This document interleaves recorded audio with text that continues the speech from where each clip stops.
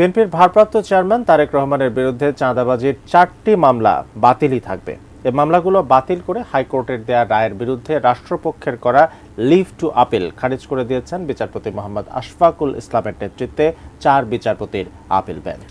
2007 সালে বিভিন্ন ব্যক্তি বাদী হয়ে রাজধানীর গুলশান ও ধানমন্ডি থানায় চাঁদাবাজির অভিযোগে তারেক রহমানের বিরুদ্ধে 4টি মামলা করে। গত 23 অক্টোবর বিচারপতি এ.কে.এম. আসাদুজ্জামান ও বিচারপতি সৈয়দ এনায়েত হোসেনের হাইকোর্ট বেঞ্চ তারেক রহমানের বিরুদ্ধে দায়ের করা 4টি মামলা বাতিল করে রায় দেন। এই রায়ের বিরুদ্ধে লিভ টু আপিল করে রাষ্ট্রপক্ষ। তারেক রহমানের আইনজীবী ব্যারিস্টার কায়সার কামালের দাবি, রাজনৈতিক প্রতিহিংসা থেকে তারেক রহমানের বিরুদ্ধে সারা দেশে 82টি মামলা হয়েছিল গত 19 বছরে। এর মধ্যে 36টি মামলার নিষ্পত্তি হলেও এখনও 18টি মামলা রয়েছে।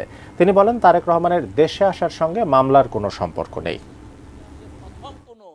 রাজনৈতিক ব্যক্তিত্ব ছিলেন, দীর্ঘ 9 মাস ছিলেন, পরবর্তীতে ছিল ওনাকে জামিনে মুক্তি দিয়ে লন্ডনে চিকিৎসা প্রেরণ করে।